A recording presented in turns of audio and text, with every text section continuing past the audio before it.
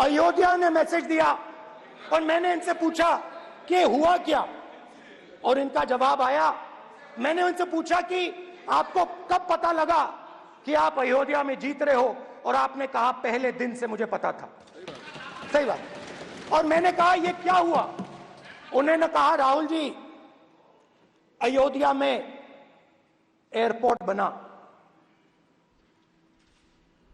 अयोध्या की जनता से जमीन छीनी गई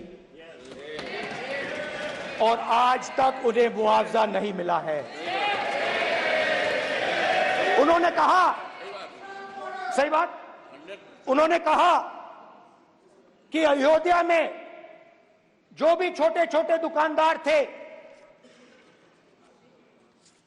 जो भी छोटी छोटी बिल्डिंग्स थी, उन सारों को तोड़कर गिरा दिया गया और उन लोगों को सड़क पर कर दिया गया। इन्होंने यह भी कहा कि अयोध्या के इनॉग्रेशन में अयोध्या की जनता को बहुत दुख हुआ, क्योंकि इनॉग्रेशन में अदानी जी थे, अंबानी जी थे, मगर अयोध्या का कोई नहीं था। और ये कारण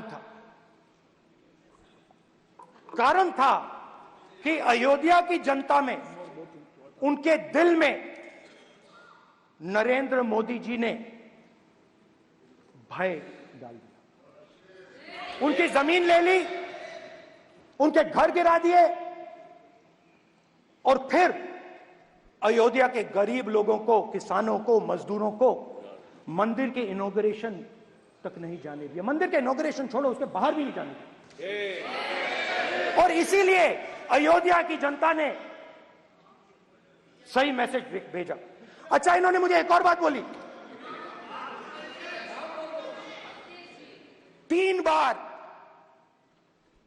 इन्होंने कहा कि 3 बार नरेंद्र मोदी ने टेस्ट किया, 2 बार क्या मैं अयोध्या से लड़ जाऊं? और सर्वेयर्स ने कहा अयोध्या में मत लड़ जाना, अयोध्या में मत लड़ जाना, अयोध्या की जनता हरा देगी। और इसीलिए प्रधानमंत्री वाराणसी गए और वहां बच के निकले।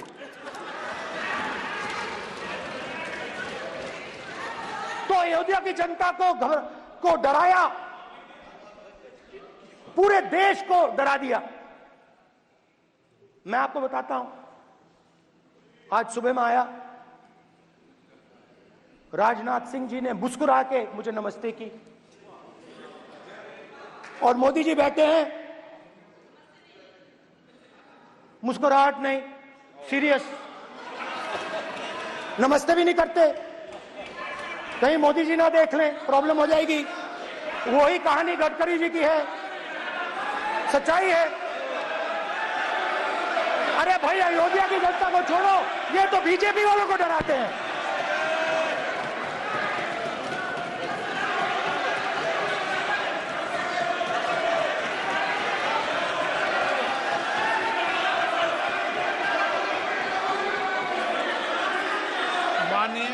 सर क्या है? माननीय प्रतिपक्ष के नेता, एक मिनट, माननीय प्रतिपक्ष के नेता, आप सदन के वरिष्ठ नेता हैं। मेरा आपसे आग्रह है कि राष्ट्रपति अभिभाषण पर डिबेट हो रही है, इसकी गरिमा, राष्ट्रपति अभिभाषण की गरिमा रखे ना। ये तो अपेक्षा आपसे सब करते हैं कि आप राष्ट्रपति अभिभाषण पे बोले, नीतियां पे बोले, कार्यक्रमों में बोले। अब व्यक्तिगत रूप से नहीं, अगर आप ये उचित मानते हैं क्या? स्पीकर सर, ये उचित है? अगर आपकी पार्टी इसको उचित मानती है तो मुझे कुछ नहीं कहना। स्पीकर सर, माननीय अध्यक्ष जी, लोकतंत्र ने और संविधान ने मुझे सिखाया है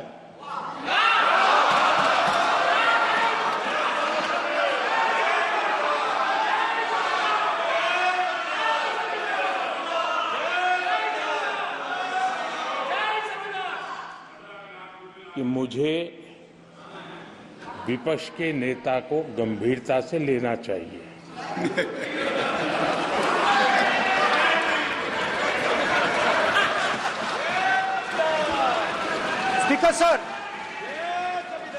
स्पीकर सर, आपने कहा कि डिबेट प्रेसिडेंट्स एड्रेस पे होनी चाहिए। ये जो मैंने किया है, अनुराग ठाकुर जी ने अयोध्या की बात की थी, अनुराग ठाकुर जी ने सनातन धर्म पर आक्रमण की बात की थी, इसीलिए मैंने ये किया है। मैं दिखाना चाहता हूं कि अयोध्या में क्या हुआ, अयोध्या की सच्चाई क्या थी। प्रेसिडेंट्स डिबेट में उन्होंने बात उठाई थी, मैंने बात बंद की। प्रधानमंत्री जी को अच्छी लगी अयोध्या के बाद अच्छी लगी, डर फैलाया और ऑपोजिशन का रिस्पांस एक साथ मिलकर भारत जोड़ो यात्रा, सारे के सारे ऑपोजिशन, पूरा देश एक साथ मिलकर कन्याकुमारी से कश्मीर तक चला। और जो आपने डर फैलाया उसके बारे में यात्रा में बहुत कुछ सुनने को मिला। अभी तक याद है, सुबह 7 बजे 7-8 बजे की बात थी, यात्रा में चल रहे थे, एक महिला आती है, हमारे साथ चलती है, मेरा हाथ पकड़ती है और घबराई हुई सी थी। तो मैंने पूछा क्या हुआ, वो मुझे कहती है मुझे मार रहा है, मुझे मार रहा है।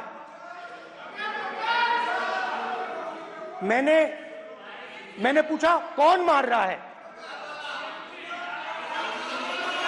कौन मार रहा है?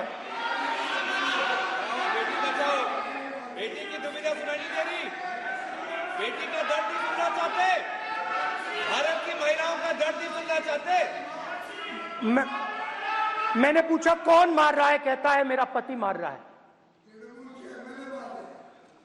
मैंने कहा क्यों? कहती है सुबह का खाना नहीं दे पाई। मैंने कहा क्यों? खरीद नहीं पाई, महंगाई है, महंगाई है, खरीद नहीं पाई, खाना नहीं पका पाई, इसलिए मुझे मार पिट रही है। मैंने कहा बहन क्या करूं,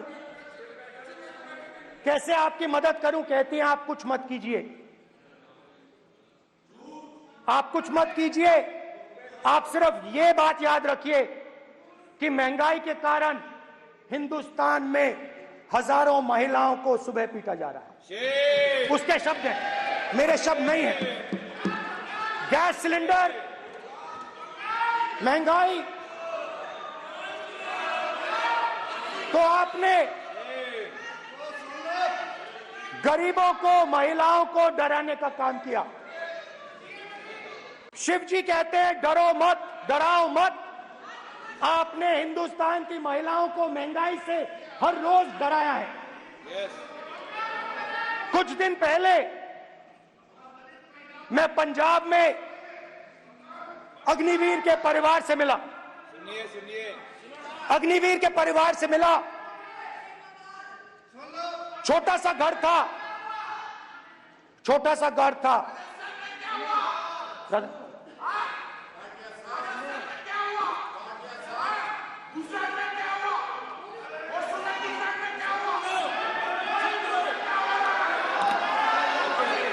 ठीक है सर,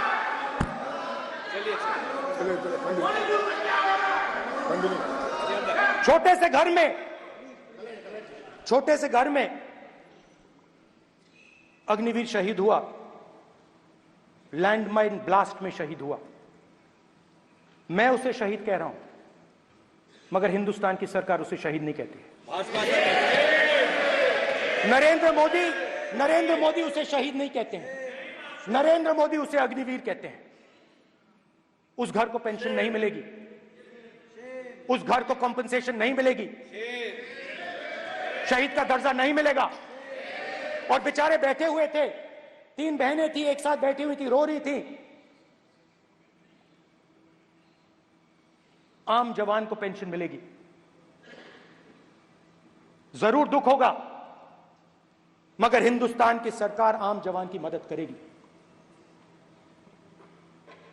मगर अग्निवीर को जवान नहीं कहा जा सकता। अग्निवीर यूज एंड थ्रो मजदूर है, और आप उससे कहते हो, उसको आप 6 महीने की ट्रेनिंग देते हो, 6 महीने की ट्रेनिंग देते हो। दूसरी तरफ चाइना के जवान को 5 साल की ट्रेनिंग मिलती है, राइफल लेकर उसके सामने खड़ा कर देते हो, उसके दिल में भय पैदा करते हो। एक जवान और दूसरे जवान के बीच में फूट डालते हो कि एक को पेंशन मिलेगी, एक को शहीद का दर्जा मिलेगा, दूसरे को नहीं मिलेगा, और फिर अपने आप को देशभक्त कहते हो। ये कैसे देशभक्त हैं?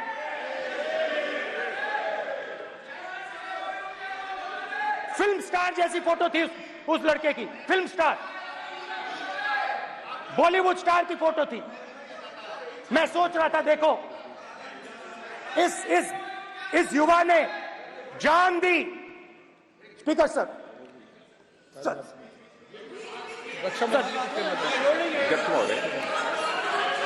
अध्यक्ष महोदय, एक आदमी सब पर भारी। अध्यक्ष महोदय, मैं नेता प्रतिपक्ष से अनुरोध करना चाहूंगा, गलत बयानी करके सदन को गुमराह करने नहीं की सर, कोशिश गलत नहीं है सर, गलत नहीं है सर, कर देना चाहता हूं कि गलत युद्ध नहीं है के सर। दौरान अथवा सीमाओं की सुरक्षा के दौरान यदि हमारा कोई अग्निवीर का जवान शहीद होता है तो उसके 1 करोड़ रुपए की धनराशि सहायता के रूप में उसके परिवार को मुहैया कराई जाती है। इस प्रकार की गलत बयानी से सभी को गुमराह करने की कोशिश नहीं की जानी चाहिए संसद में।